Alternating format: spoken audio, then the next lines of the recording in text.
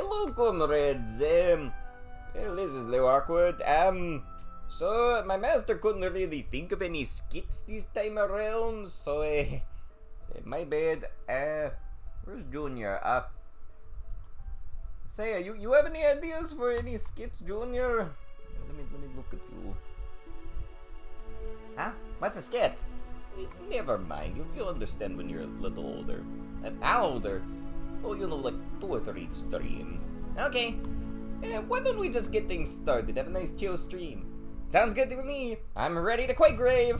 Good one, comrade. Get right to it. Yeah. I really got to get myself an outfit. Let's just get things started before this gets any more awkward.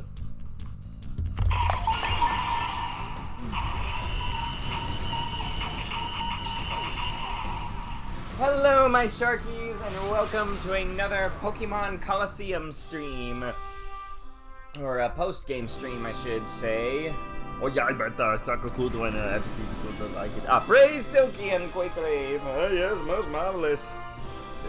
You okay, Quake? Oh yes, I'm fine. We just didn't prepare a skit because boss is tired. Yeah, feeling a little tired today. I did some garden work for my mom, pulling up some, I think it was like a tarp of grass or something. That my kids seem sleeping well. But in any case, how y'all doing? So I'm still a little foggy on what's next for the post game. So I do know we at some point need to head into Cypher Lab to find the missing Shadow Bayleaf. But yeah, hopefully we can just have a fun time and talk about stuff. Like maybe help me figure out what to stream next. Anyways, let's get things started. Yeah, do it, brah.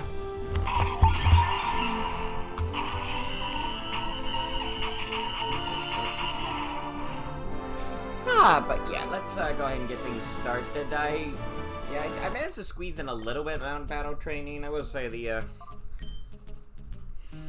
was a little tricky doing the shadow Pokemon purification stuff, but I will say this Yanma is pretty close. I was able to get at least this one nearly done. Here's some of the other Pokemon I was working on. Let me put them away and go get our team and see what I can find. Yeah, I know I need to do these guys off stream. It's just, it is quite time consuming. Granted, I don't know if it'd be that. I don't know if y'all really want to watch me just keep trucking through Mount Battle trying to get these purified. So, oh well. But how y'all doing, chat? My day's been pretty nice. I've been feeling a bit tired lately for some reason. Yeah, let me get the team together and we'll go say hello to everyone. Well, yeah, oh yeah, wow. I might need to move the XP share to Bananasaur at this rate. But yeah, if y'all happen to know what's next in the post game, let me know. But yeah. Alright, there we go. Let's see how everyone's doing. Hello, Suicune. Yo! What's up, brothers and sisters? I've been trying to help the shadow Pokemons mellow out, brah. Doing quite nice. You doing good, Sakurakuda? Oh, good to hear, good to hear. Here's Quake Jr. Hi everyone, I'm ready to Quake Rave! Junior style. Well said. Hello, Miss Ruby. Oh, howdy everyone! So nice to see y'all. Mind if I do a little something nowadays? Sure, we'll try to use you more this stream. Wonderful! Don't want to be holding no grudge. Well, that's good, because I did not let you learn the move Grudge, because it didn't seem that good. Yeah, not really my style. Is it and Bananasaurus? Oh, hello! Excuse me. I don't know if that voice was working for me. I might need to try something else. Yeah, hopefully we'll find a good voice for Bananasaur soon. Hello, Flare Blaze.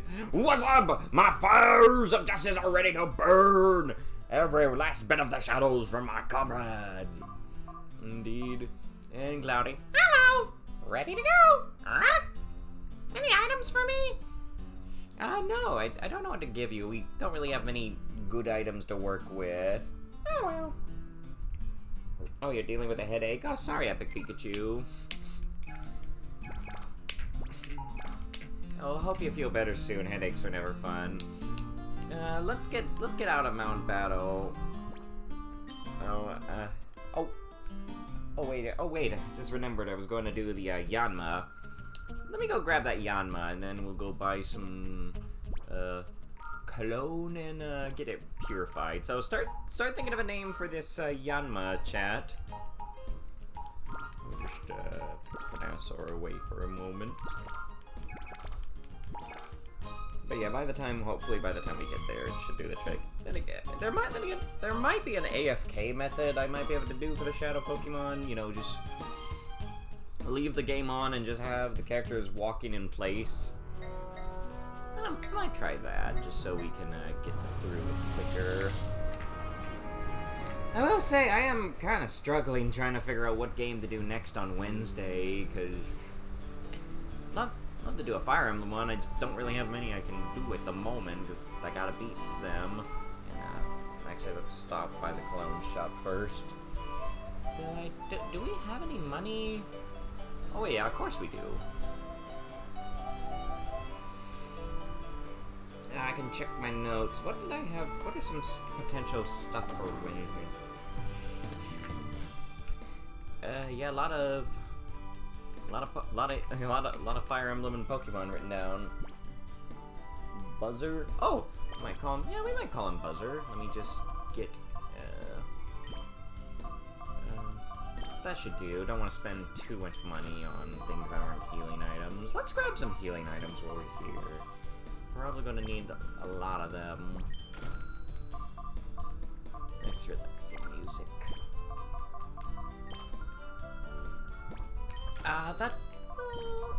That should do for now.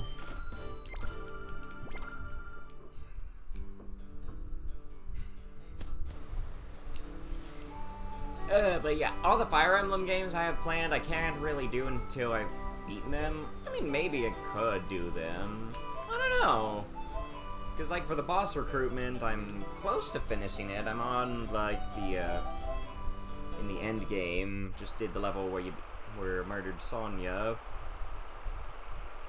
And, as for other Fire Emblems I'm doing, Binding Blade, well, I'm at the final level for the normal ending. But it's going to be quite hard to finish that one, because, oh boy, Binding Blade is quite hard. Okay, let's massage the dragonfly. Did that? Oh, it's time! Here we go. Yeah, let's purify Yanma.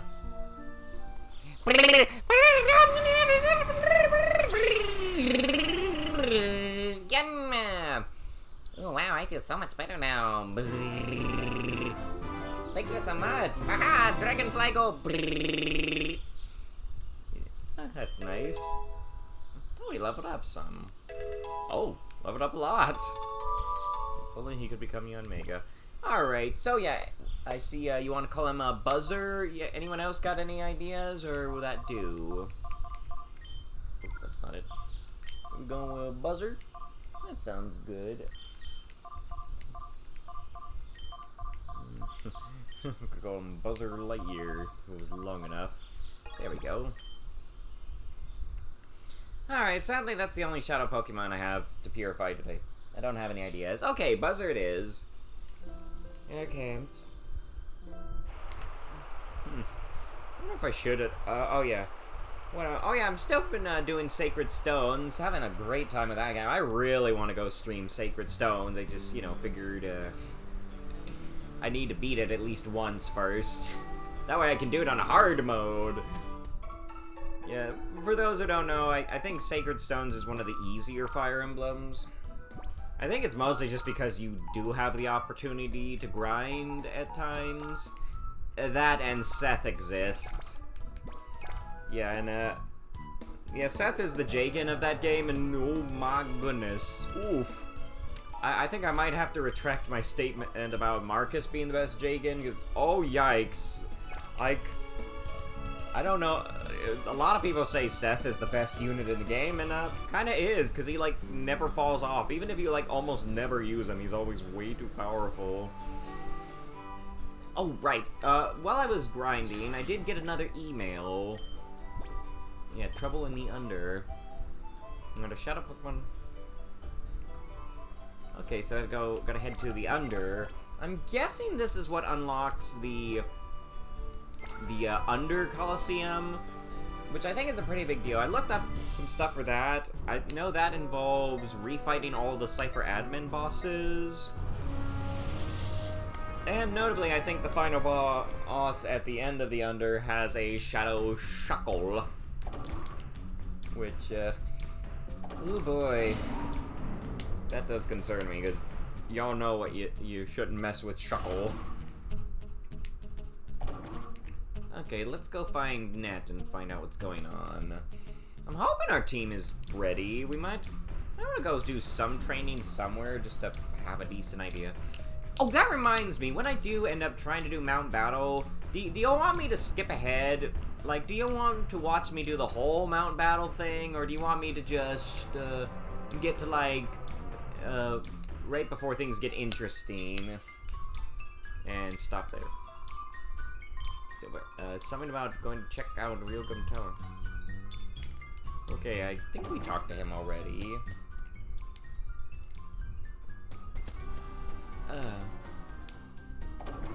Alright, are you it? Oh yeah. Oh, hi man, there's been a sneaky train in the under lately.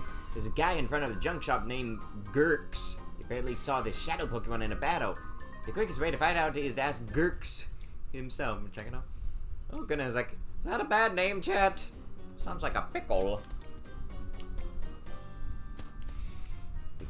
No, you're making me hungry, comrade. Alright, so in front of the junk shop.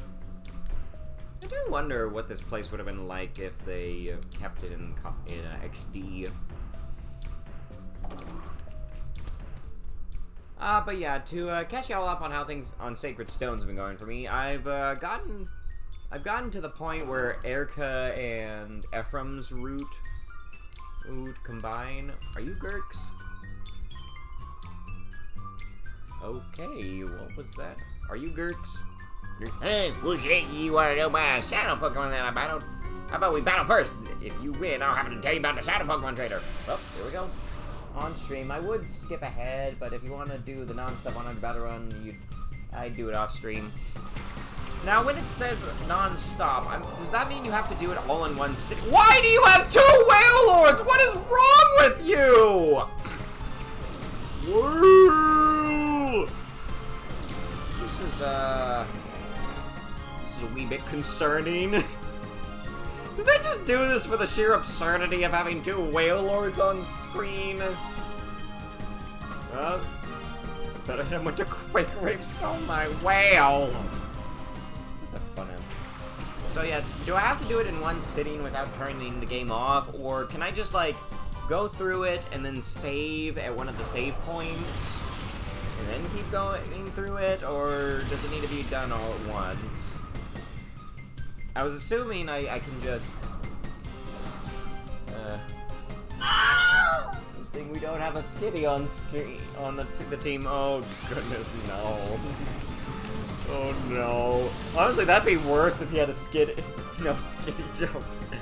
Yeah, we get it, chat. We all know that Wailord Lords and Skitties are able to... Never mind, sorry. Okay, let's keep Quake Raving. I'll have to check to see if it has to be done in one sitting, or if I can just, like, go all the way to, like, the last area, save, and come back later. Not sure if it has to be in one sitting or not. I'll look that up. It's a pity they haven't replicated this glory in the modern Pokemon games. Except in Sword and Shield, where... you could Dynamax them to make them a bit bigger, and in the Isle of Armor you could find a particularly big Whale Lord. It shrank as soon as you caught it, but it got... Nothing worked at all. Yeah.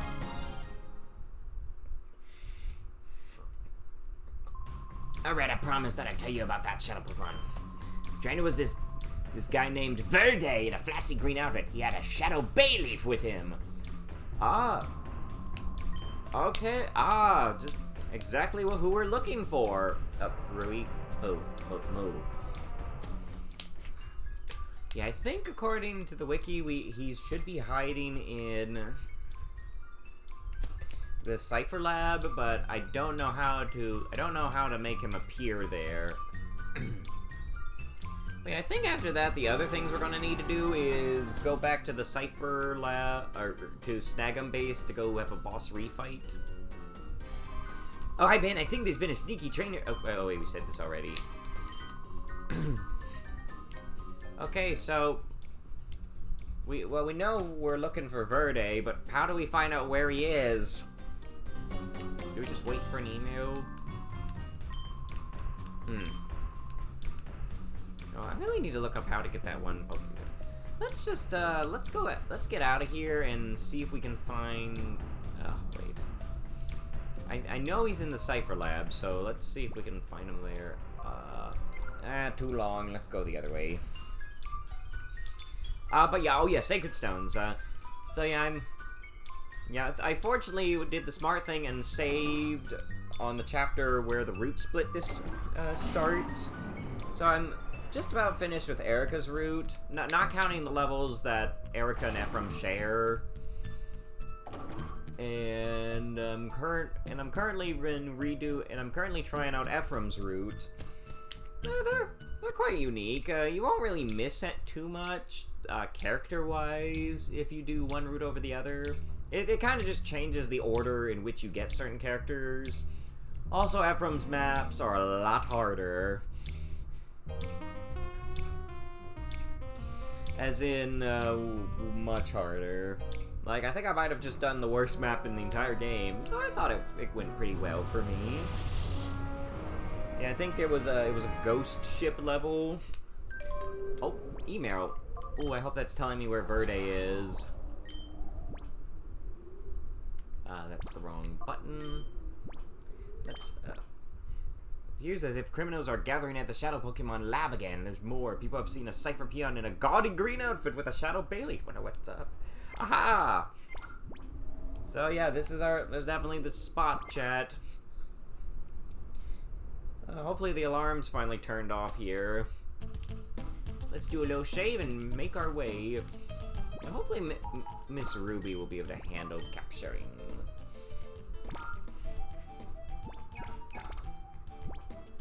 Alright, I think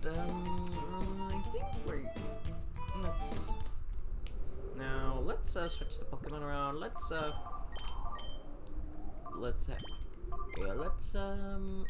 do it like this for now. That should do. Also heal up Quake Jr. real quick. Yeah, I do really want to, honestly, I want to do I'd love to do a lot of Sacred Stones once I beat it on stream. Yeah, I'm thinking about doing, the base game for y'all, where y'all could pick all the characters for me. As well as which route to do, either Erica or Ephraim. Either would be fine. I think. I don't know. I will say, you will miss out on some plot stuff, but I can fill you in.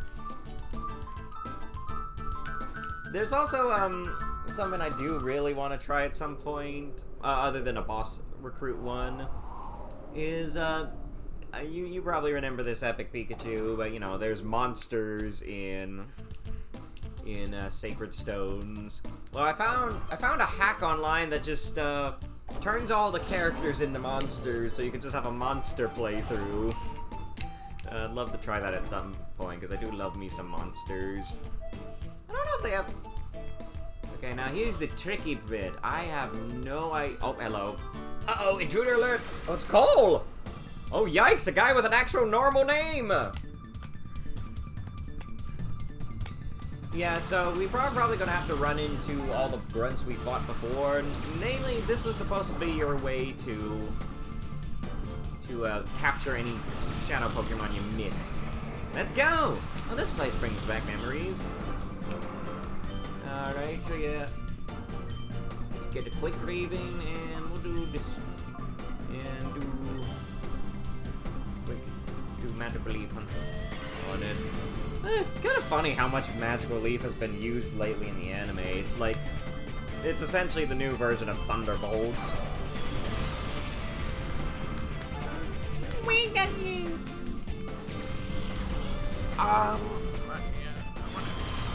Oh, I know what to talk about. Did y'all see the new Nintendo Direct this morning? The Donkey Kong one? Oh wait, how is the next thing after episode? Oh, okay, I'll talk about that first. Oh, it was good. You know, I am starting to question the intelligence of Sango a little. She got pretty easily manipulated by Naraku. Oh, look! Cast Form Transform! So fun. I wish we would get a Mega Cast Form. Oh, you skipped it? You skipped the, Direct? Was that for spoilers, or because you're trying to boycott? If you skipped it because of spoilers, no worries. That's perfectly reasonable. I'll say, I'll try not to spoil too much, but I'll say it actually looks like it might be worth $70. The Donkey Kong on the game. It looks really fun, and there's a really cute thing with a certain character, which y'all might have heard from leaks, but I won't say just in case. Because you don't care about Donkey Kong? Okay, fair enough, you know. It looks like a fun game, but if you're not a Donkey Kong fan, no worries. I'm personally not a big fan of the new appearance. It's a little too goofy for my taste, but it looks like a fun game.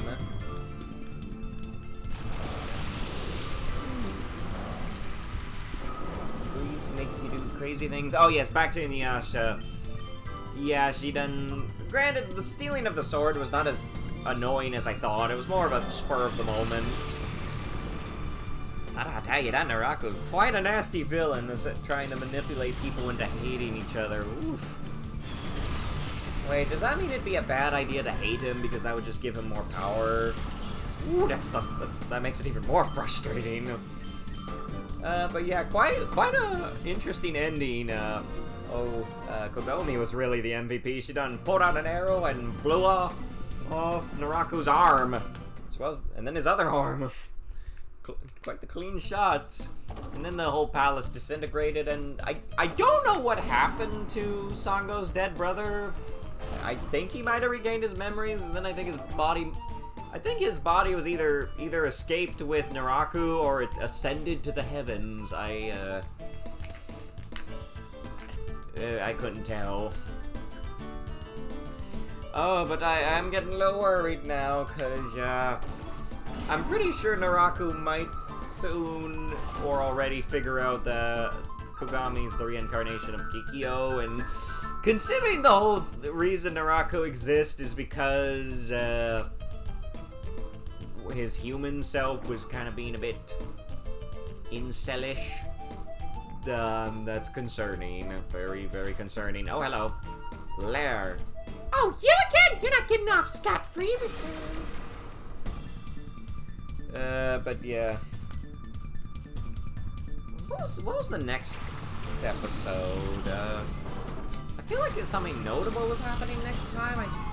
Oh yeah, I think there might be a friendly demon. Ooh, it's, I'm not sure if that's gonna go well, cause, well, I'm assuming the demon kinda looks like it's got a horse head. He doesn't get more powerful the more you hate him. Okay, good to know, so we can't hate him. Just fine. Ooh, actually, this is not a pleasant place for Bananasaur to be, so let's switch into Cloudy. Don't you mean Yandere? Yeah, no, not quite. But it's just as bad. Yeah, maybe, I don't know. Why you taunting me? All I'm gonna do is Quake Rave ya! Like this! Woo! What was I talking about? Oh yeah, I'm worried they're gonna pull something that the older Ultraman liked to pull whenever they had a friendly kaiju. And that's usually, and by that I mean they usually kill it anyways. Usually by a bigger, meaner kaiju showing up and killing it because we're not allowed to have nice things back then. Ooh, lovely. Thankfully I don't think they do it as much, but I definitely hate that trope of, you know, oh, here's the one good monster! The villains killed him because he's good. I hate that trope. It's not fun. Oh, actually, now Bananasaur would have been helpful. Oh well. Yeah, I tell you, I really can't get into the older Ultraman. They are just, I just don't really like how unnecessarily tragic a lot of early Showa era stuff is. They also do some kind of bad stuff at times. Like, I watched this review for Ultraman Ace, and there's a kind of a controversial, questionable moment in 2 of the episodes. So, I think the context is there's, like, this giant monster, and it has, like, the power to hide in photos. And there's, like, this bratty reporter girl who's, like, not giving the science people the photo because she wants to be famous or whatever, and she's, you know, acting annoying. And so the main character just slaps her. He just slaps her in an argument. Mind you, the target demographic for this show is kids! I mean, if I was in Sango shoes, I would have done the same thing too. Yeah. And so, you know, that's not a good message. Just because a woman is annoying you doesn't mean you can slap her. Same with men. And, you know, that's a pretty bad message. And, yeah, I really, most of the times when I watched the early Ultraman, it was when it was on Pluto TV. They used to have a channel just full of tokusatsu stuff. But yeah, I never, oh, Vanna. Stop right there. There's no entry beyond this point. I just can't vibe with the early Showa stuff. It's just too unnecessary tragic. I'm glad it's not like that anymore. I'm glad we live in a time where, you know, redeemed monsters actually have a chance of living. And, you know, don't die just because tragedy. I'm still wondering if I should keep watching the current... I've been watching a Sentai on Saturday, Denzi Man. How do we deal with the Schwablu? Let's go Dragon Breath. Yeah, I've been watching Denzi Man. Pretty fun show. It gets really wild at times just because of the editing. You know, they didn't have many special effects, so they worked with what they could. And by that I mean have the grunts backflip on screen like 20 times in the span of 2 seconds. But yeah, I guess a problem with watching earlier seasons of this stuff is they don't have a lot of the cooler stuff later seasons have. Like, it wasn't until the fourth season of Sentai that we actually got a transforming giant robot.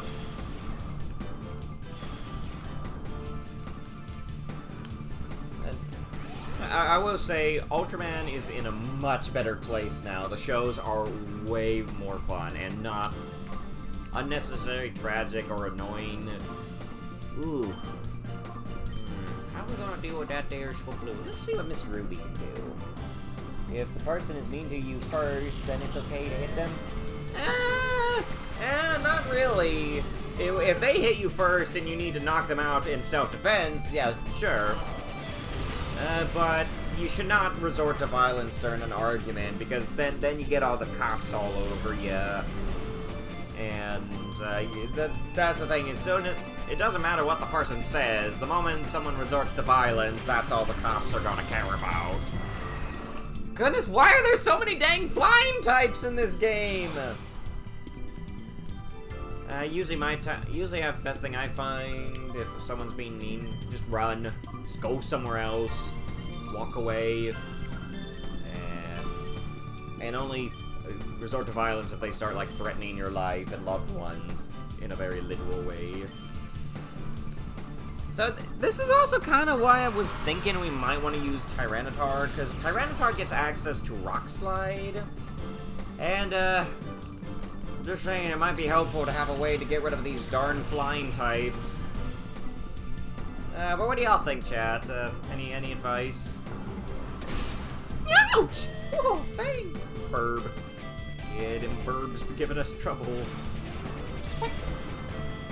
Oh! What's with all the dark types, darling? Yeah, that's unfortunate. Just finish them off and let's be on our way. Ah!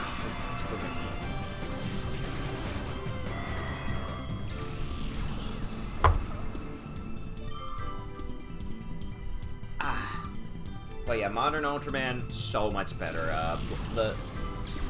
What would you do if you were in Sango in that episode?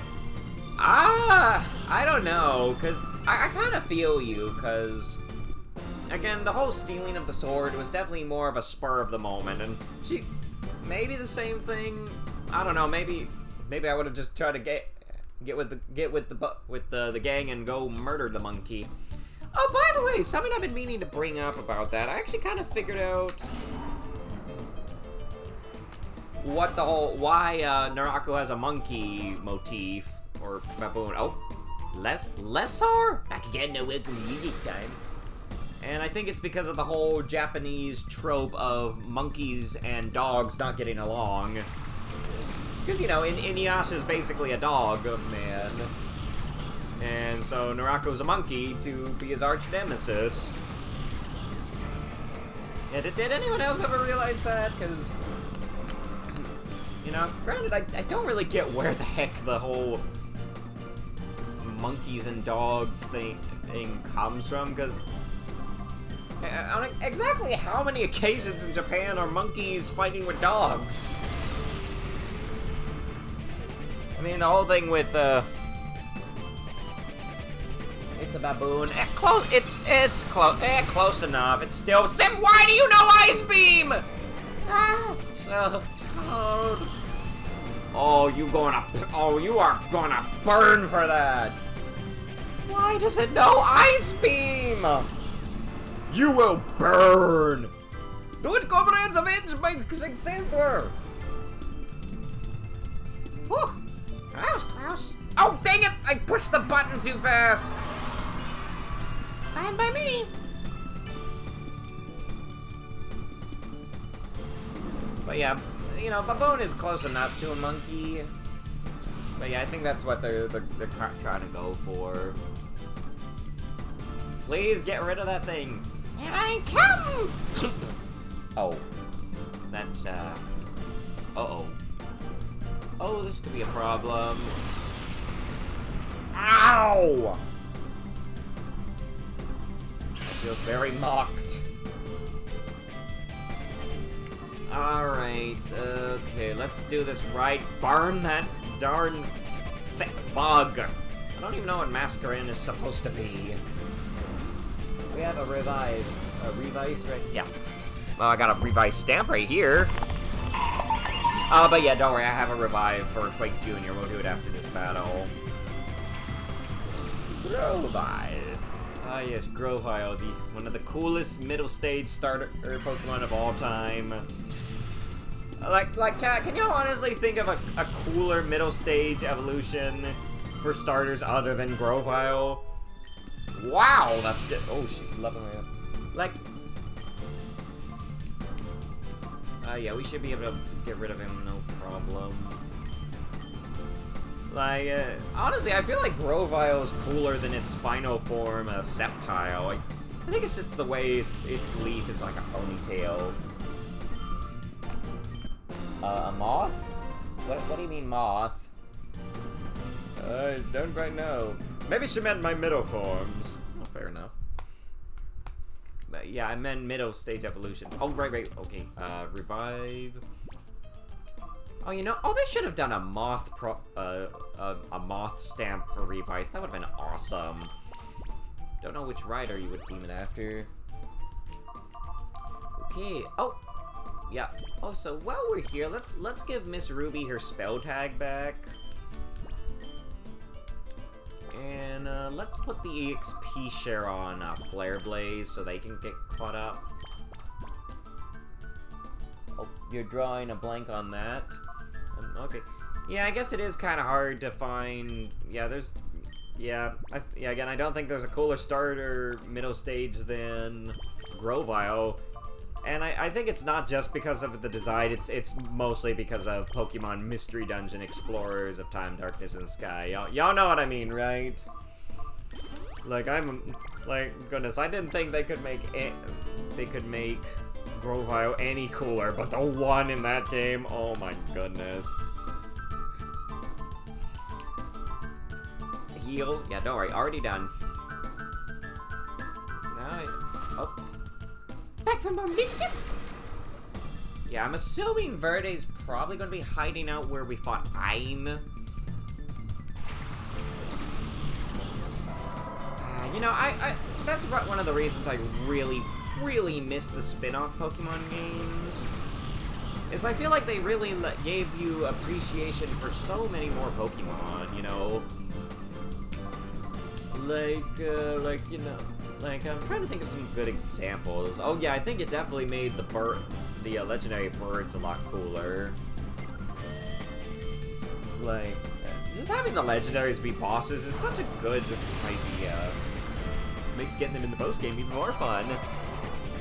Trying to think of any other notable Pokemon that got cooler in Mystery Dungeon.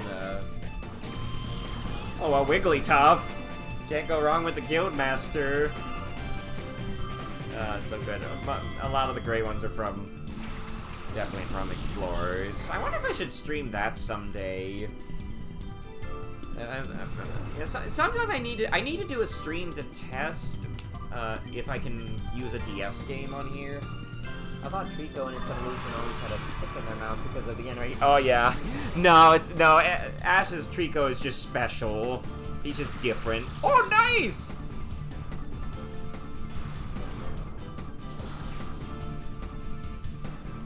I do feel bad when it evolved into a Sceptile, because oof.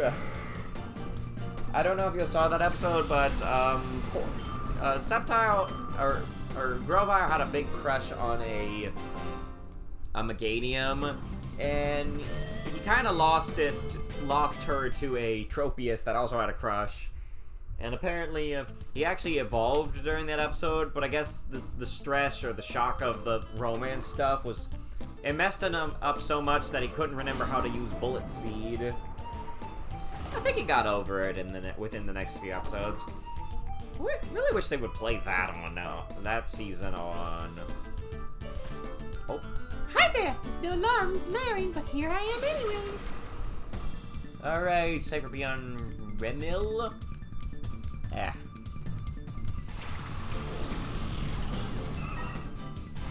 Not another bird! Okay, I'm really wondering if we might want to consider using Tyranitar, because this bird problem is getting on my nerves. I don't know. What do y'all think, chat? Y'all have any suggestions for doing these birds? Couldn't battle due to heartbreak? Yeah. I think he got over it eventually. Oh, you know, that's also another example. Yeah, I can also think of some examples of the spin-off games like Ranger and Mystery Dungeon actually making me like certain Pokemon more. Oh, dang it, done flew away. Get back here. Get back here, you bird! Oh, dear. One example actually is Meganium, because, you know, Meganium used to be a Pokemon I didn't think too much about. I think it's mostly because Meganium really doesn't get, like, anything to do in the anime because Bayleaf never evolved. Not to mention, a lot of people usually aren't that nice to Meganium because, well, grass types just seem to have it hard. Alright, okay, try to get that darn bird. Whoa, that could have been bad. Good, but yeah, but you see, when I was playing the last Pokemon Ranger game, the third boss was Meganium, and just the way it struck a pretty cool, intimidating pose right before you fought it, actually made me start liking it. It's quite a cool design. Let's switch out and maybe start surfing. Yeah, grass has always been hard mode. At least for Johto it has been. It's kind of weird how the difficulties change depending on the game. Oh. Bayleaf was crazy for us. Yes, it was. And honestly, I'm kind of not a fan of Ash's Bayleaf. I feel like there was just... I didn't like the episodes where it started acting jealous and kind of bratty. I mean, at least it wasn't as bad as James's grass types, am I right? Oh, wait, I just remembered! We have Suicune to deal with the birds. Yeah, bro, I'll make them chill. Could you imagine how bad it would have been if Bayleaf had evolved in Meganium? Oh, imagine poor Ash getting trampled on by a big brontosaurus. I don't know. I think I'm going to get Quake Jr. out of there. But yeah, what would y'all say is some of y'all's least favorites of Ash's Pokemon? Let's see, not really anyone from Gen 1 I dislike. I mean, if I had to pick a least favorite, maybe Pidgeot. Nothing wrong with it, it's just, you know, just a burb. So I wonder how many people ever back then didn't realize Ash never caught a Pidgey. You just skipped straight ahead to Pidgeotto.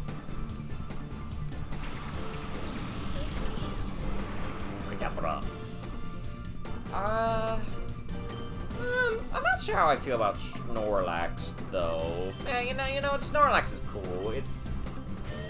He definitely has his moments with the food, but what? Oh, night for me. How dare you? Oh, you will burn.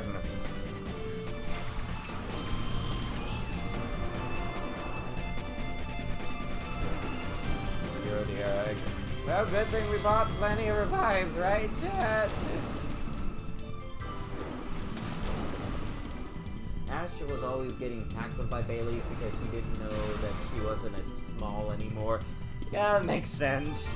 Reminds me how I'm not a fan of big dogs, because I've said before, one of my cousins had a big dog and it used to tackle me. It's not a pleasant experience. Get that spoon out of here! Oh, so funny how he bonks himself with a spoon. Well, that's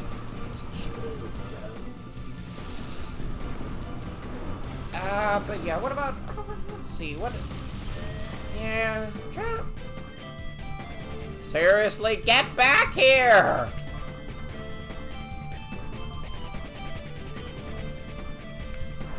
Oh, wait a minute. Oh, I probably should have gotten Flare Blaze out of here. Oh, no. Ouch! Okay, I'm starting to think we might want to run back to the healing area at some point. We'll burn. Oh, goodness. Okay, that was played pretty unoptimally.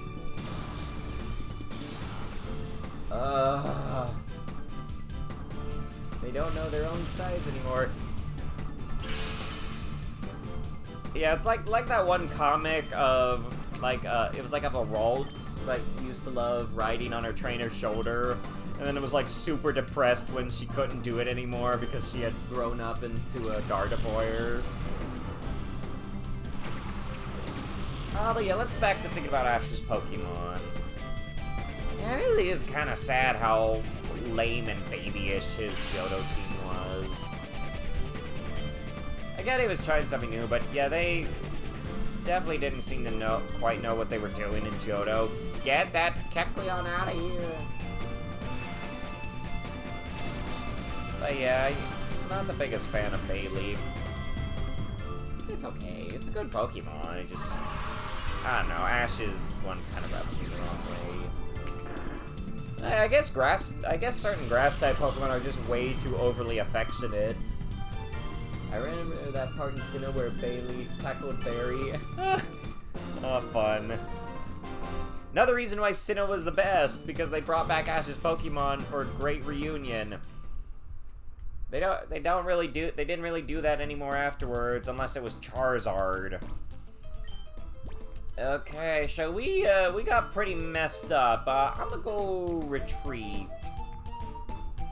I'm hoping that's not gonna make them respawn. Like, the only Pokemon that got to show up again in Black and White was Charizard, because I think that's when the Charizard favoritism was really starting to take root. Unfortunately. I mean, I don't know how many of y'all survived watching to near the end of Black and White, but he just straight up adds Charizard to his team, which was sadly after he lost to that noob Cameron. Oh my goodness. Ooh, if there's one thing more annoying than the Charizard favoritism, it's the Lucario favoritism. Okay, maybe it's not that bad. Oh, ads are coming up. Well, this is a good time. Let's go heal up and then have a little ad break, and then try to track down Verde. I know he's hiding in this lab somewhere, and we will capture Bayleaf. Cyndaquil, he certainly exists. I kind of wish they did more with Totodile. He was a fun low guy. I mean, it's hard to go wrong with Totodile, am I right, Jet? Noctowl, well, it was a shiny. That was cool. And I do kind of like Phanpy. I think that was a nice addition. Cute little baby elephant. And, you know, they did, like I said before, it was great that they brought him back in Battle Frontier. But we'll get to that after these messages. We'll be right back. And we're back. During the commercial break, chat, I decided to look at what the moveset for Tyranitar was, and I'm kind of astounded and flabbergasted. So yeah, y'all know how the Shadow Pokemon works when when you're fighting them, they have their moves. So I was looking at what Tyranitar's moves are. Other than Shadow Rush, this thing's moveset is Thunder, Rock Slide, and Blizzard. Can anyone explain to me what the heck Evice was thinking with this thing? Oh yeah, and apparently Tyranitars can learn Blizzard and Thunder. So yeah, there's that.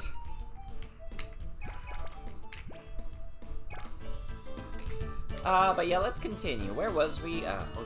Phanpy was a little tricky on its first episode, but again, it was a baby. But yeah, it was adorable. It was a cute little elephant, and I love that they brought it back in Battle Frontier, and it grew up into a Dawn fan, and that was so cool. I really feel like they just stopped trying after Sinnoh. Because you know, after Sinnoh, they really don't have any interaction with anything from the past properly, other than like a throwaway line or something.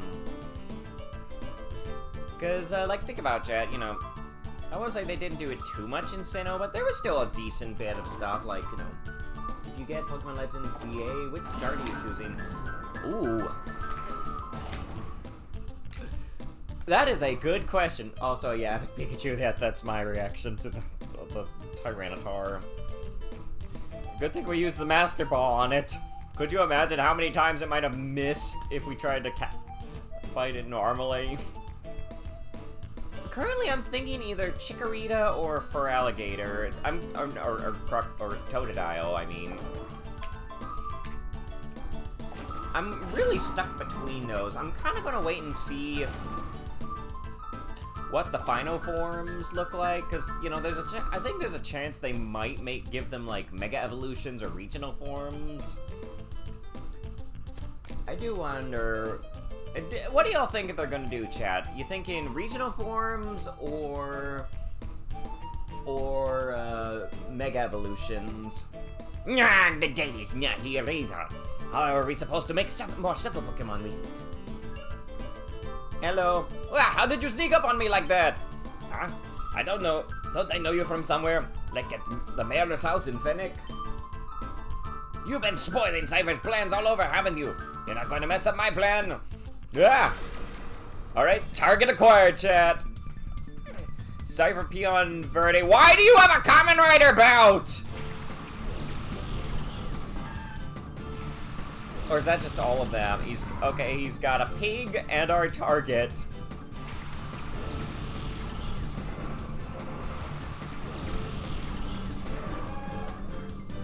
Oh boy, it's either Tepig or Totodile for me. They're nice choices. Any reason you're not picking Bayleaf, you know? Or do you just like the other two more? Okay, there's gonna be the tricky part. I'm going to try doing a tiny magical leaf on there. But actually, I'm also, before we start, I'm gonna make a save state because I don't want to. I don't want to have to go all the way back.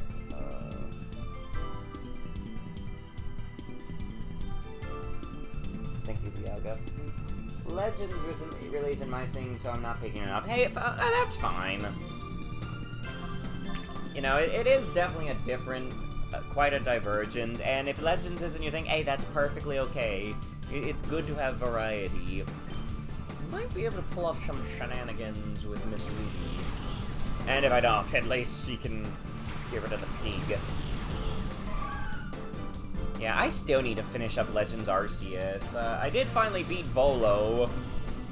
Surprisingly not as hard as I was expecting. And I thought he was going to be a lot nastier because I saw him on like a top 10 hardest bosses or something.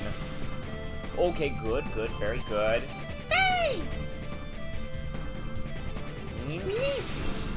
But yeah, I'm hoping for we either get like an icy Feraligatr or a really cool Bayleaf. Yeah, I still got a few things left in Legends.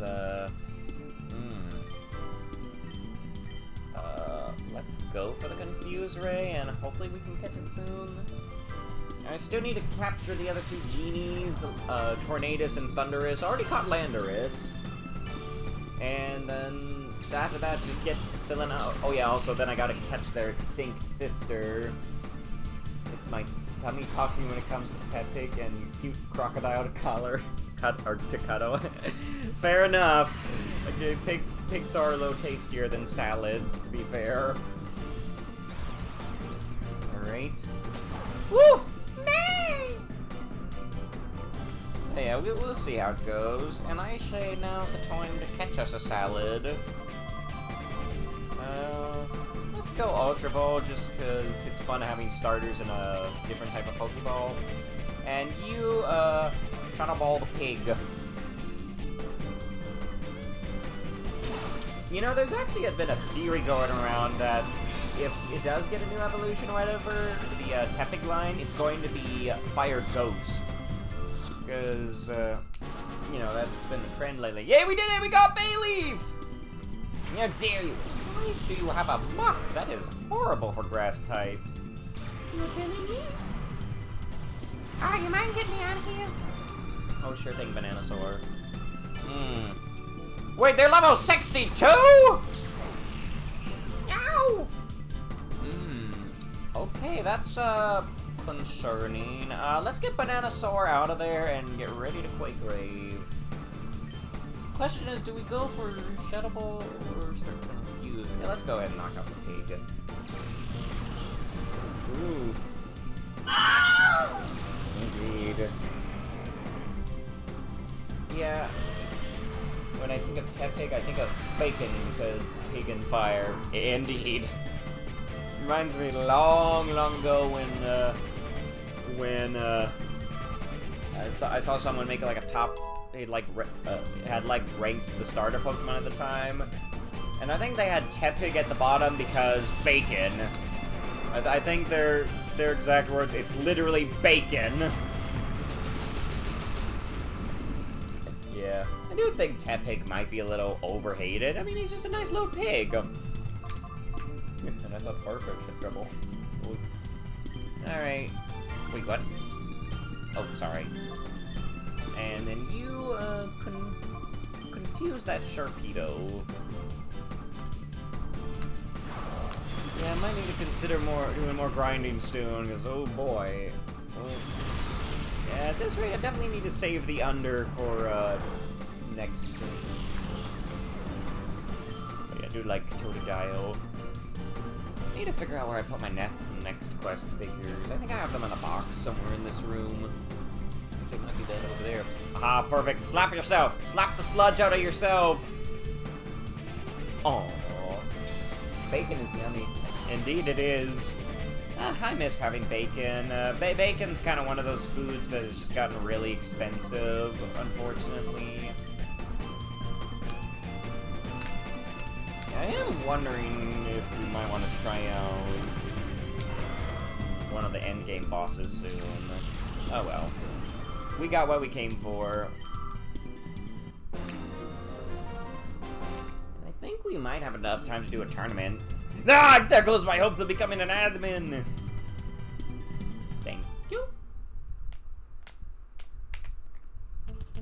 Florigato and Meowscarada got a lot of hate for not keeping their front legs down for once. Yeah. Yeah, because... Oh. Yeah, I think they really need to just make a quadruped cat Pokemon that stays a quadruped at this point, because... Oh, did we just unlock a shortcut? Or was that one? Oh, because I think people really need it. I think a lot of people are just really sick of the humanoid starters. Funny enough, I think the whole more humanoid-like starters problem is actually something that kind of plagued, oh, we got it. Ooh, we got Mayo. What do we got? Receive photos. Ben, did you know you can receive, and you can also receive, I'll send you... Okay, thanks, that's really helpful. Thanks for the Shroomus pick. If you buy the pork belly, you can make bacon at home. Well, that's good to know. Probably still too expensive, just because meat. What I was saying, yeah, the whole humanoid thing. You see, that actually also kind of plagued the later seasons of Bakugan, where we finally got a fire type starter that's on all fours. You know what? You're actually right. I don't think there has. I don't think before. Yeah, dang. I guess there wasn't any starters that stayed on all fours until Skeletor, you know, that was fire type. Granted, there were times when Typhlosion would walk on all fours, but it did stand up most of the time. Skeletor is cool. Oh, I tell you, I do hope Roy's Crocolore evolves into Skeletor. It's gonna be so good! Big Snag Machine?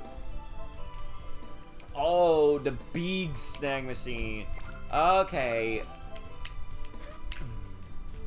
Pork belly is more cheap? Oh, good to know. I'll let my family know about that sometime.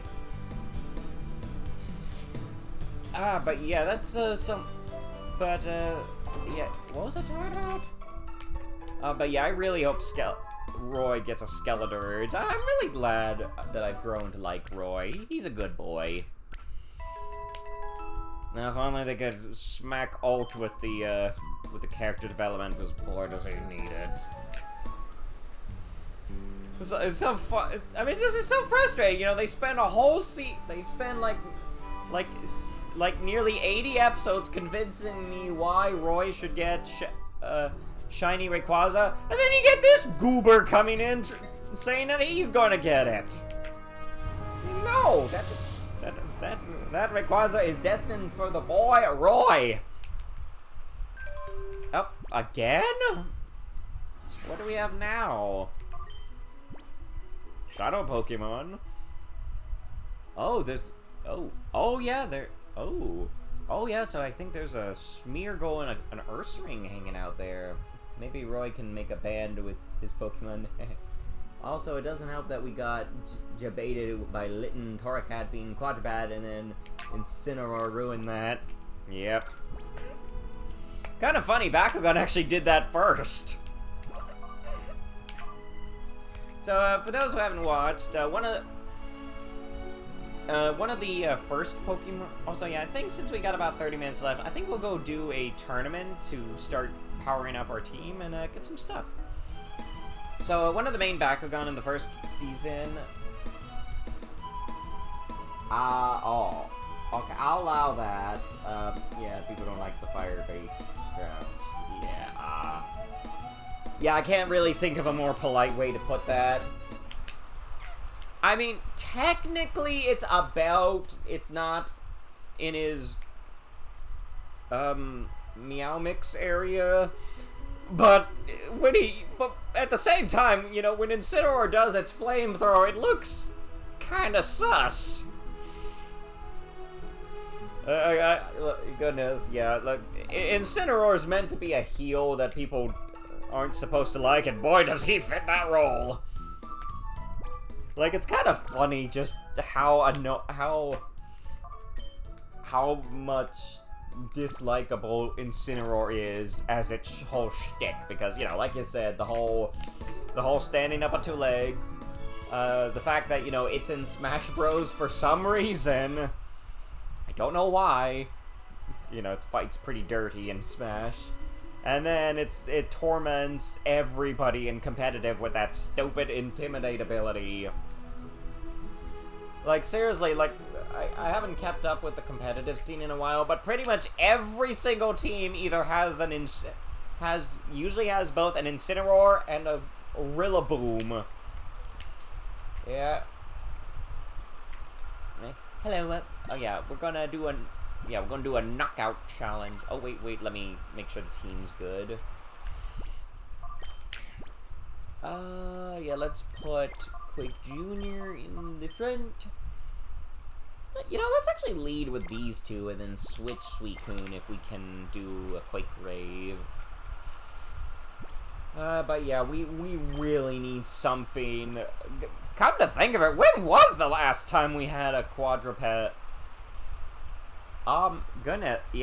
now that I think about it, they've also been doing that with grass-type Pokemon. Like, I think the last Pokemon they had that wasn't standing on two legs was the one with no legs, Superior. Wait, did it not work? Oh, left side, okay. Like, I mean, if you don't want to count Superior, we haven't had one since Torterra. It's quite annoying. Has it been that bad for water types? Let's see. Hey, I'm gonna pay you and become the star. Okay, lad. Does Primarina count? Because it also has no legs, but it's a mermaid, and it's still kind of humanoid shaped. It's also a little awkward if you get a boy one. Wait. Okay, yeah. I was gonna say, I think the last time we had a quadrupedal starter like that was Samurott, which ironically did the opposite. Okay, but yeah, the point I was trying to get to is, you see, Bakugan first season, one of the main Bakugan was Tigrera, big old white tiger. Yeah, she's pretty cool. She was like one of the main girls. Unfortunately, well, near the, at a certain point in the show, oh, we might be over leveled for here. Well, at a certain point in the show, you know, everyone got an evolution. You know, like Gorum got bigger. I wouldn't count Superior because both Snivy and Servine are bipedal. Fair enough. So yeah, not since Torterra. You know, Gorum got bigger, got a hammer. The Skyrus got some cool armor. But Tigrera, well, she did the Incineroar thing before Incineroar. By that I mean she got bipedal and also became Wolverine. I mean, it's kind of cool. Yeah, when she became Blade Tigrera, she started standing on 2 legs, so,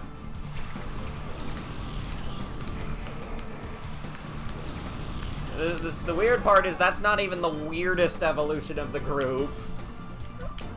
And again with the birds. Why does everyone have a bird in this game?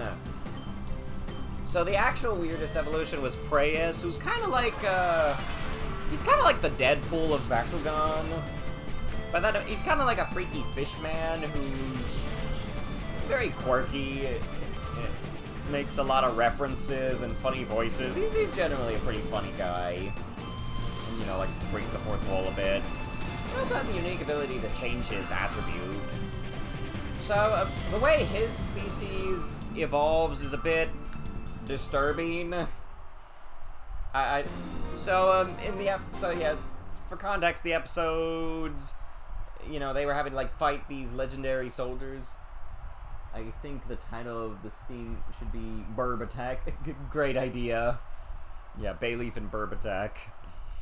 So, yeah, they had to, like, fight the legendary soldiers. Well, for whatever reason, Preyas was not feeling too good that episode. He was having aches and pains and weird cravings for sour foods.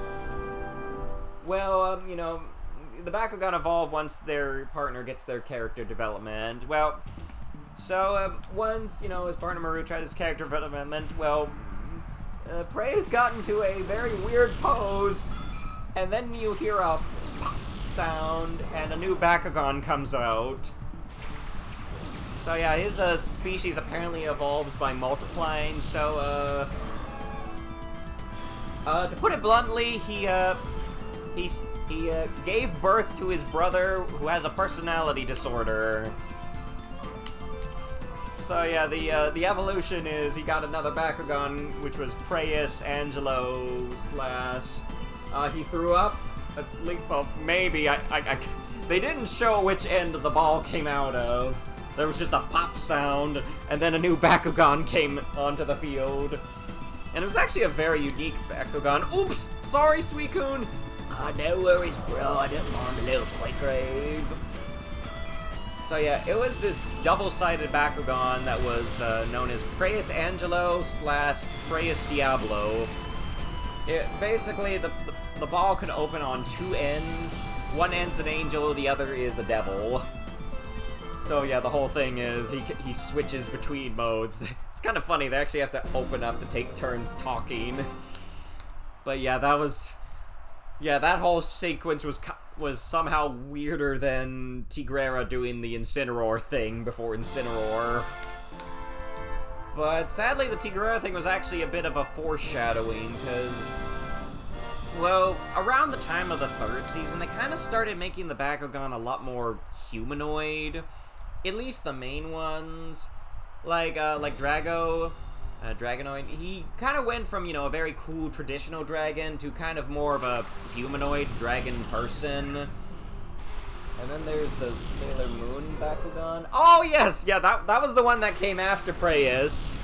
So, in New Vestroia, you know, the characters that returned had to get new Bakugan because theirs were stolen. And the one Marucho got was Elfin, who, basically, imagine if Sailor Moon was a frog. Yeah, she's quite literally a frog version of Sailor Moon, and she's quite funny. Her voice at first was a little weird. She had a bit of a granny voice, but later on they fixed it, and then she had more of a, you know, magical girl voice. But yeah, Elfin is just as fun as Preyas, being very exaggerated and fun, and she can also change her attribute. Yeah, Elfin's great, and oh yeah, and when she evolved, thankfully no replication was involved. She just goes straight up Sailor Moon and looks even more like her. And then her attribute changes are basically magical girl transformations, and it's hilarious. Unfortunately, after that, all the other main Aquos Bakugan are pretty lame. They're all kind of just fishman that just get progressively lamer. Like, the one in Gundalian Invaders was Aquamos, who's... Well, he's like, he's supposed to be cool, chill, and laid back, but he's like going too hard in the bit. He's like doing the bit too hard. Like, imagine an easily excited person trying to be cool and laid back. Or mermaids. Oh yeah, there was also a mermaid one, but that was in the first season. Cyranoid was great, though. She was cool. But yeah, Aquamos he kind of was just like Preyas, but without the charm or the unique chameleon power of changing the attribute. He had a big battle gear, at least. But it only got worse as it went on with the next one he got, Infinity Tristar, which is, they essentially took Aquamos' design and somehow made it worse. Like, they somehow made it even more boring and less detailed. And then after that, I think he just got a duck. I think he got, like, I think he was called Radizin. I don't know much about him. I think he's supposed to be like a Kappa or something. He kind of just looks like a water bird man. And then he can combine with like a scorpion Bakugan the other person used to get a combined form that kind of looks like an ostrich. Yeah, but okay, that went a bit faster than I was expecting. Oh, whoa! Oh, we get money in a TM at least. But yeah, problem with Bakugan is they kept trying to make the Bakugan more humanoid, and it got a lot less interesting, you know. It went from, you know, you getting to control these cool, fantastic creatures like dragons and tigers and kaiju, to now you're just using what look like superheroes you would find at a dollar store. Oh, sunny day. Well, that's nice to have. How much time we have left? But I will say, chat, that was another game I kind of wanted to stream, is they did do a Bakugan game at one point. I had the DS version, which, I think is pretty similar to the, PlayStation 2/Wii version. Would y'all be interested in seeing that? I mean, maybe doing Bakugan at some point? I don't know.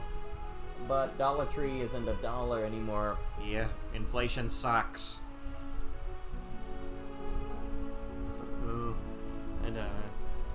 Let's go.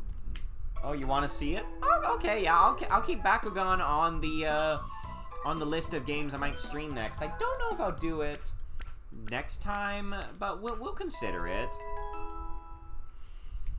I might need to do some tests first to make sure I can play it.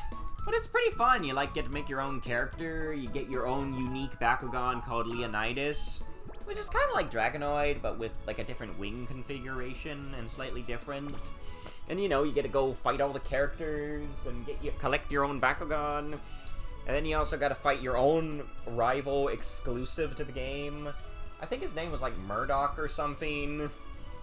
He's kind of like a discount Masquerade. He's like trying to do the Masquerade bit, but he's only got half a mask. Actually, now that I think about it, I think he looks more like a discount Gladion. Oh, and then his Bakugan, Vladitor, is like big ogre Oni guy. Both unique to the game. And also, yeah, I think after you beat the game, you can actually get the other characters' Bakugan. Or at least, you know, you can get copies of them, which, yeah, I think I did manage to get Hydronoid, which, I told you was one of the coolest Bakugan, which is, you know, it's, you know, basically picture a Brontosaurus that was a carnivore. Or more specifically, picture the Dino Hydreigon line if it was Kaiju. Unfortunately, I don't think you can get Alpha Hydronoid in the game. Neither can you get the 6 Warriors of Destroyer, the 6 Legendary Warriors of Destroyer, which were really cool Bakugan, I gotta be honest. But Masquerade was just split personality. Yeah, but he did have some swag, you gotta admit that. Murdoch, or whatever he was called, had no swag. But yeah, why don't I go ahead and tell y'all what the 6 Warriors of Destroyer are like real quick while we wrap things up. The first... Actually, wait, I got an idea. While I'm doing this, let me walk around with a Shadow Pokemon. So the one for Subterra was called Clafe. He's a Dogu. Yeah, he's basically a big old man Dogu. You know, those freaky statues with the squinty eyes? Yeah, he's one of those. kind of neat. You know, I mean, as neat as a Dogu can be, if we're being honest. You know, Dogus are not the most pleasant to look at as artifacts. Yeah, I'm just gonna see if we can work on these guys while we're at it. He was alright. The water one I really liked. Frosh, he's a frog. Yeah, Frosh is just a big old man frog. Kind of funny, you know, you got these legendary warriors, the greatest of their attribute. What do we get for water? Frog. Yeah, actually did have, yeah, frog was great. And the other ones was Oberus. She was, I don't quite know how to describe her. Imagine a butterfly with a bird head and claws. Yeah, she was nice. Pretty neat episode, the one Shun's test, where he essentially had to fight a younger version of his deceased mother. It was quite something. The Warrior of Light was Loris Lion. I don't really know how else to describe her other than holy woman. She's a holy lady. I remember one of the Bakugan characters was kind of like a Valley Girl with an Earth Giant. Oh yes, Julie. Yeah, Julie's great. She's fun. Also, her Earth Giant Gorum is probably one of the best of the OG Bakugan. So yeah, Gorum is, you know, giant. He's a rock giant, you know, Earth Giant, and vaguely looks like a Gundam in my opinion. So. And the funny thing is, usually whenever he gets thrown, he doesn't just land on the card, he actually smacks right into the other Bakugan, usually knocking them down. And that's not the best, and that's not even the best part, chat. After he's knocked them down, he T-poses on them. And I don't mean that metaphorically, he literally T-poses on them! Like, it is probably the most literal example of someone T-posing to assert dominance, and it is glorious! Yeah, Gorum is awesome. Definitely probably one of the best of the OG Bakugan. Oh yeah, back to Legendary Warriors. Yeah, Loris Lion, I don't know what to say. She's like a holy girl, woman. She's, she can fly. She's got, ribbons. She's got a bow and arrow. And, yeah. And, oh, and then probably one of the best Legendary Warriors was Apollonier, he's a fire dragon with like 8 wings. Yeah, Apollonier is quite cool. He actually he was always the best of his own. He always went to the beat of his own drum. Yeah, Gorum was great. Yeah, the OG cast was awesome. They never really captured it again in the later seasons. They're okay in season 2, but yeah. Julie actually does show up in Season 3 as a supporting character. She doesn't do any brawling, unfortunately. But yeah, Apollonier he kind of pulled off the humanoid dragon look way better. For one thing, he has 8 wings. Yeah, fun fact, when the main character, Dan, actually lost Drago in the 2nd season to the new masked villain, Spectra Phantom, and which was really bad because, you know, Drago had the core of the entire world inside him. Well, Apollonier wasn't having any of that, so he was like, oh, okay, you messed up, don't worry, I'm gonna help you out. And then he actually got to brawl with him. I really need to get me an Apollonier toy at some point. I just haven't gotten around getting one. I have all the others. Granted, my Clayface and other one are not in the right element, but Loris... Oh. Yeah. I remember how one of the newer Bakugan fighter was an actual dog. Oh, don't remind me. So yeah, when they did the reboot, one of the brawlers is a dog. As in, a literal dog. Not a talking dog, just a dog. I think his name was Lightning, and oh, I don't like him. I don't want to hate him because, you know, he's a dog, and dogs are nice, and he's probably the most competent character on the show, if I'm being honest. I only lasted about 20 episodes of the reboot. But the fact is, the dog throws the Bakugan with his mouth, and I think he's one of those smaller, slobbery dogs, and ooh, Ooh, I hate that! I don't like the idea of a dog putting the toy in his mouth and throwing it with and they show the slobber, and it's awful! It's really awful! How can a dog play Bakugan? Yeah, quite an insult to the darkest attribute, if I'm being honest. Like, seriously? A dog? Also, pretty sure they give him a cat Bakugan later. Because of course. It's really a shame, too, because Lightning had some great Bakugan. He had, I forget his name, but it was a Cerberus, basically. And then he got... I forget its name, but it's basically Eva Unit 1 from Evangelion. Not literally, but I don't know how else to describe it. And then he got a Bakugan I really love, Phaedrus, which is, you know, it's a Chinese dragon, you know, Asian dragon. She looks really cute and adorable, and they gave her to the dog! If I ever get around to writing a Bakugan story, I'm definitely adopting Phaedrus, so she can actually get some attention without being involved with a dog. She wouldn't be my Guardian Bakugan. My Guardian Bakugan is the first cybernetic Bakugan, Altair. Yeah, that was something the villains did in the second season. They started making their own Bakugan, and Altair was my favorite. It was kind of like a mecha dragon swan of sorts. It's that epic feature. You just counted across all generations. There are only 2 starter evolution lines that remain fully quadruped, and they're both grass types, Bulbasaur and Turtwig. That's probably why people are sick of bipeds. Yeah, you're right. You know, how about we just, you know, how about for the next starters we actually overcompensate and give them 12 legs? Yeah, let's get like some spider or caterpillar grass Pokemon or starter Pokemon. That'd be great. Oh, speaking of things without legs, I forgot to mention the last of the legendary warriors, Exedra, the Warrior of Darkness. How about 100 legs? Oh boy. Yeah, let's get a millipede let's get a millipede Pokemon. That'd be great. What was I talking about? Oh yeah. Exedra is probably the most... He's basically a Yamato no Orochi, which for those who don't know is a Japanese mythological villain who's he's an 8-headed serpent, and that would be a centipede. Oh, okay, my bad. Yeah, let's get a centipede starter. Oh, that'd be great.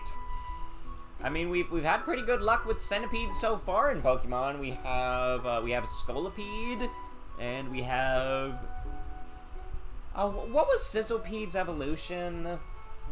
The one that... Wait a minute. Wait, what was that gym leader's name again? Did he have the same name as the guy from Bug Fables?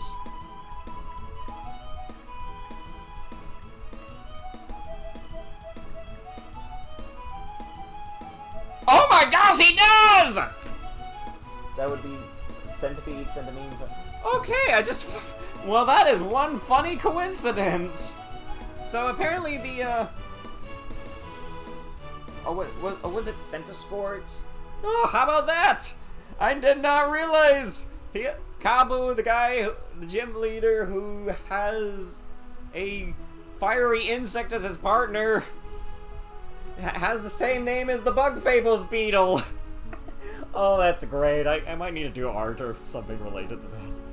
Oh, and the fact that it's a centipede. Oh no, that's some cruel irony.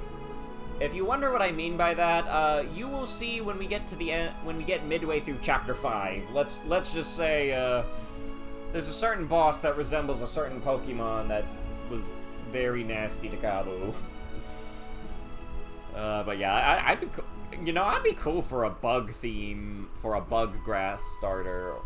Don't let Misty see it. Oh goodness, that's gotta be awful, seeing a bug fire type.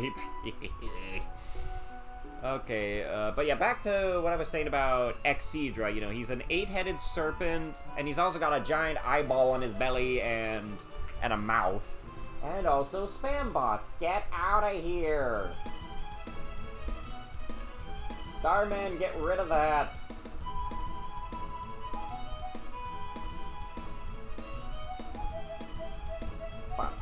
Dag nabbit. Spam bot. This is weird. Yeah, Excedra was quite interesting because, you know, he was actually fighting Masquerade, and he was using an illusion of Alice because, you know, dual personality, yada yada. But yeah, how did that help with the Shadow Pokemon? A little bit. Actually, I gotta check. How much does the Cologne do? Because I might be able to get this Quillfish ready. No offense to Quillfish, but I do feel like it is a bit of a forgettable Pokemon. I actually thought it had some kind of relation to Corsola at one point, simply because they were like right next to each other in one of the Pokédexes. I mean, it's nice it got a regional form in Legends Arceus and an evolution, but it's kind of the same, if I'm being honest. What was its name? Overquill?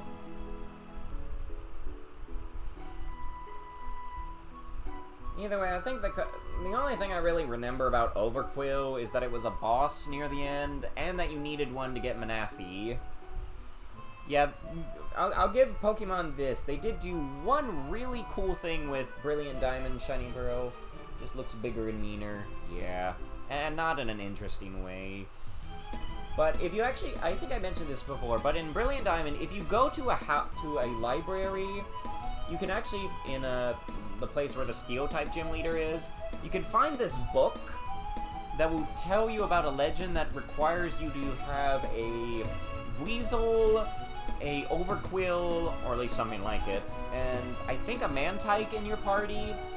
Well, I think it was those Pokemon or something similar. But if you take those Pokemon to a specific spot in, what was it? I want to say the Cobalt Coastlands. Yeah, if you take it to this hidden cave, it will just straight up summon the Prince of the Seas and 3 Fiones. It's quite cool, and I will give that to the Legends games. I really love that they're actually making event Pokemon obtainable. Canalave City Library. Yeah, that's the place. Yeah, they actually contain the hint for how to do it in Legends Arceus in Brilliant Diamond and Shining Pearl, which I thought was really cool. You know, it gave me some of that classic Pokemon feeling, you know. I still have PTSD about Pokemon Legends Arceus. I'm assuming from Paris and Parasax. They didn't give me too much trouble, but yikes are those things aggressive and relentless. I need to finish that sometime. All I gotta do is catch the genies, their extinct sister, get the Pokédex done, and then bada bing, bada boom, I gotta go fight Arceus. I heard his boss fight's really amazing. Also interesting note, once you capture Arceus on Legends Arceus, if you have Brilliant and Diamond or Shining Pearl on your same save file, you can capture Arceus on there. Which, unless you're like trying to have, which you'd only want to do for 2 reasons. One, to have an Arceus of every type, or if you're more insane, to try to get a shiny Arceus. Unfortunately, it's extra hard in that game because the shiny charm doesn't frickin' work! I'll never be able to look at Paris the same way. Indeed, they are mean. So yeah, for whatever reason, they decided that the shiny charm, you know, the thing that makes it more likely to find shiny Pokemon, yeah, it only works for eggs in Brilliant Diamond, Shining Pearl. And I have no idea why, just why.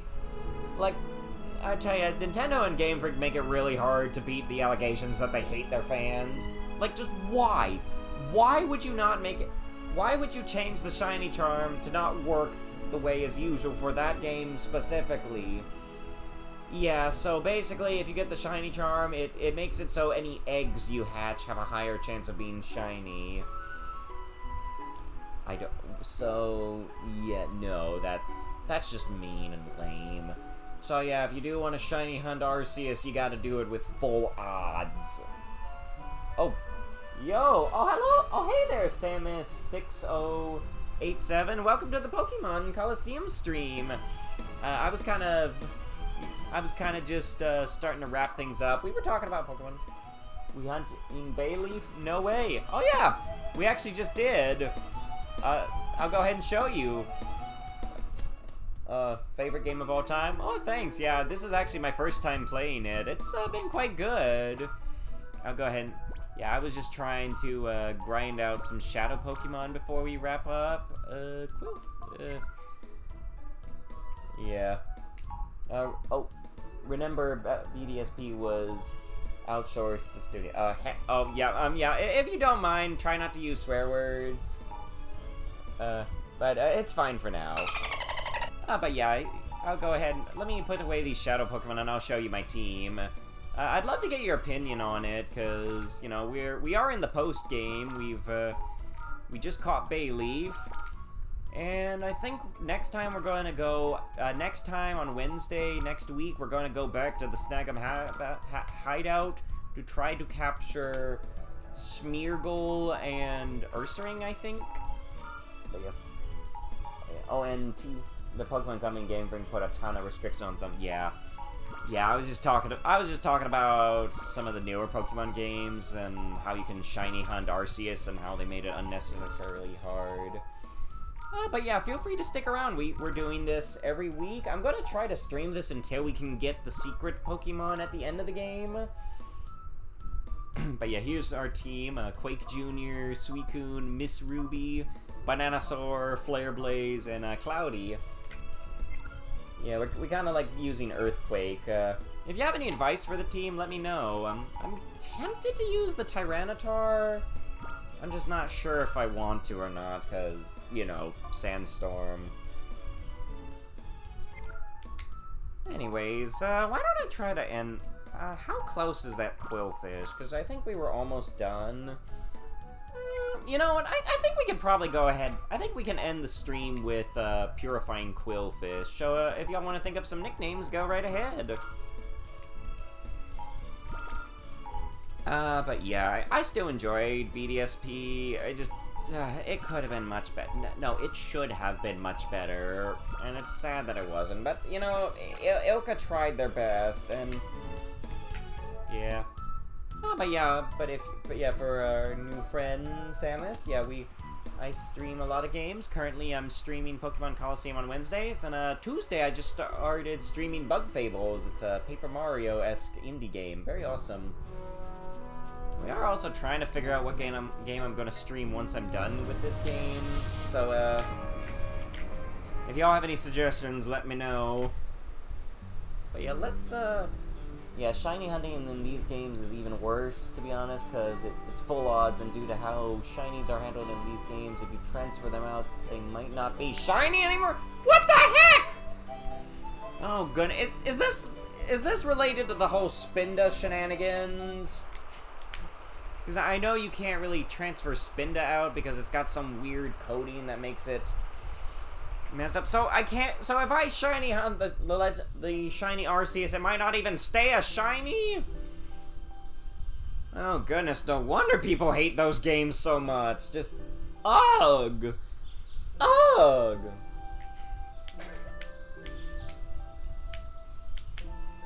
Yeah. Well, good thing I never streamed to those. All right, let's just finish up this Quillfish and get ready to call it night. Yeah, I do wonder if I should stream another Pokemon game next, Chad. You know, I don't know if I want to do it too much. It's just, you know, Pokemon's popular, so, and I know you'll love it. Let's snooze that for now. I only got the game for Pokemon Home. I'm gonna guess that means I'm gonna guess by that you meant you wanted to either fill out Pokemon Home. Oh, that's strictly for Colosseum XD. Oh, okay, good. Okay, so yeah, I thought it was for BDSP. Okay, thank goodness, because yikes. I would hate to lose one of my shinies. But yeah, good thing we're not doing any transferring. Anyways, let's end things on a positive note and purify this Quillfish girl. So start coming up with nicknames, chat.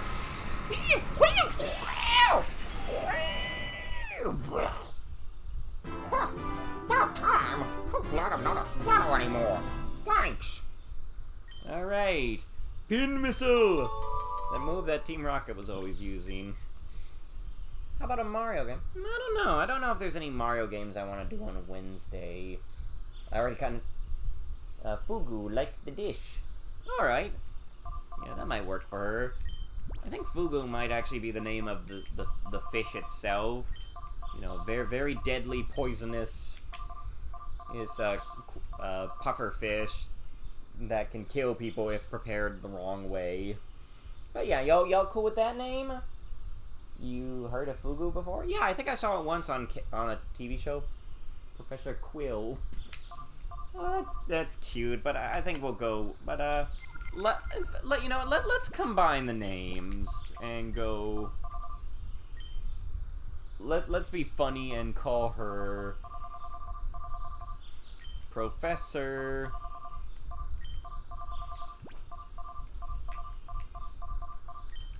Professor Fugu. Surprised no one's used that name yet. Do you want to try it? No, I'm good. I'm good. You know, I mean, most likely, as long as you go to a professional and eat it, you'll be fine, but, no thanks. I'm already afraid of stepping on poisonous fish. You think I'm gonna put one near my mouth? They actually did have a pufferfish called that in one of the Donkey Kong Country games. I think in Tropical Freeze, the fourth boss was, I think it was Fugu the Frightening. It was, you know, a big old pufferfish.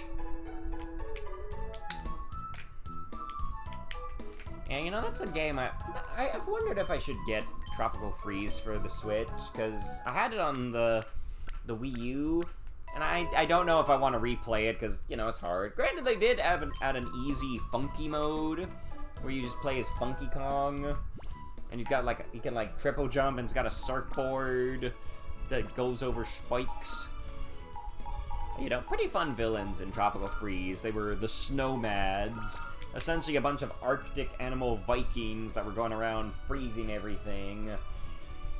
And they had some fun bosses. I believe the first one was, I think it was Pompey the Presumptuous, who was a seal. Big old sea lion that was kind of show off. And then there was... Oh, what was it? Yeah, it takes years of training to learn to prepare it correctly, because if you do it even slightly wrong, it's very poisonous. Yeah, absolutely. I want to say the second boss was called Scowl the Startling. He was a big angry owl. Then the Savannah bosses... Okay, the third and fourth bosses don't really fit the Arctic theme. The third boss of the Savannah was Baboom the Boisterous, which is essentially 3 ninja baboons with bombs. Pretty weird fight. Monkey fighting monkey. Are you going out to a restaurant in a body? Yeah, and you go out of the restaurant in a body bag. Yeah, Fugus are not to be messed with. And yeah, that was the fourth boss, Fugu the Frightening, a big old pufferfish who was, now that I think of it, strangely, he was colored like Flounder from Little Mermaid, you know, yellow and blue. The fifth boss was actually one of my favorite, probably one of my top 10 bosses of all time. It was, I think it was like a Bashmaster the Bold or something. Who was, well, he was a polar bear with a hammer. And it was really awesome. I really loved that level because it was like in a... Oh yeah, it was Bashmaster the Unbreakable. Very awesome boss. And you fought him while floating through a juice river. Yeah, the fifth world was a fruit juice factory. And by that I mean the factory was taking giant fruits and juicing them in increasingly painful ways. Yeah, and the final boss was, it was a big walrus. I think it was called Lord Frederick, who had like a big horn that could freeze in the world and make ice dragons. He's cool, but I kind of wish he was something else. Like, I think it would have been better if he was a Yeti. That's all I'm saying. There's also a breed of frog that is extremely poisonous, and there's no known cure to man for its venom. Yeah, poison dart frogs. They're nasty. They actually had one of those on Penguins of Madagascar at one point. He was going around touching everyone, making them poisonous. And then until I think the Penguin Private defeated him by putting on a mech suit and giving him a hug. Yeah, literally was defeated with a hug. And also, fun fact, the frog had Pleakley's voice actor from Lilo and Stitch. Oh, that's another thing, Chad. Would y'all be interested in me doing one of the Lilo and Stitch video games? I don't know if they'd be long enough for a full stream, but they might be good for, like, a special stream. Yeah, because I actually did play the 2 Game Boy Advanced ones and the PlayStation one, except it was a PC version. Yeah, it's essentially Crash Bandicoot, but Lilo and Stitch. They're really awesome. I might save Lilo and Stitch Game Boy Advanced for a special stream, because I bet I could do it in one sitting. Pretty cool game. Original enemies, and the villain's a giant robotic mosquito professor. Or maybe it was a doctor. Anyways, let's wrap things up before the ads start playing, but thank you all for watching, and great job today. We caught Bayleaf. Yeah, we sure did. Oh, wait, where are you going? Oh, yeah, I forgot to look at the Bayleaf. Yeah, let me just have a look at Bayleaf, and then we'll where is she? Oh, there they are. Or he. What a cute little dino. Yeah, pretty nifty. Cute. Yeah. Okay, thankfully it's a very rare species, only to be found in one place in the world, so it's easy to avoid them. Ah, great. Not in the Game Boy Advance one. It's, again, the Game Boy Advance does its own original plot. You do fight Gantu in the other games. Well, 2 other games. I know in the, Crash Bandicoot one, he's the final boss. Though it's more of a chase sequence than a fight. And I think you fight him as the final boss in another game called, Lilo and Stitch Experiment 626, which is like a prequel to the movie. I think he might also be the final boss. Yeah, Gantu was robbed. Or maybe he was spared by not being in live action. But I'd love to keep talking with y'all, but I need to wrap things up. So let's save these topics for next week and start figuring out some games for when... Oh, what's that? The reason there's no cure is because to get enough venom to be studied to develop a cure, it would effectively drive them to extinction. Oh, yikes! Yeah, the cure would be pretty redundant at that point. You know, it's like that messed up phrase of... You know, I'll stop people from hunting elephants by killing all the elephants. Then no one will hunt them. No, that doesn't work. It's not good for humanity or the elephants. Anyways, great job, Quake Jr. Thanks, glad I did my best. So, how many Shadow Pokemon left? I want to get, say, at least 3. Maybe. But yeah, we'll get to that soon. Hooray! I'll keep Quake Raven until then. Wonderful. Good job, Suicune. Thanks, bruh. Don't you worry about no Quake Waves. I'm defensive enough to handle all of them. Yeah. Bye, everyone. Hope I'll stick around. If not, it's been fun. Yes. Bye, everyone. Hope I find my voice soon. Oh yeah, the fires of justice are burned! Till next time! I gotta go catch up with my starter friends. Bye, everyone. I didn't do much, but it was fun. Indeed, but yeah, thank you all for hanging out with me, and but yeah, thanks so much for hanging out with me for Colosseum. Tune in next week. We're gonna do more Bug Fables. We're gonna start doing some quests, and get ready to go to the Golden Settlement. A pretty awesome autumn-like area. And hopefully I should have the seedling art done, as well as a pretty funny intro. Let's just say I have a bit of a... I might be referencing a certain SpongeBob moment in next week's intro, so do stay tuned. But yeah, let's wrap things up before the ads start. Thank you all so much for watching, and have a great weekend. Goodbye, everyone. You better be back next week for the mods. It's gonna be great. Later, bros! Farewell, my friends. Tune in next week for more bug fun. It'll be most wonderful. Sayonara, comrades. We really need to stop waiting until these ads start. Tune in next time to support both me and Silky and all the rest. Goodbye. But yeah, I'll see y'all next time, and I'm gonna just let the ads play, so, you know, but until next time, ciao!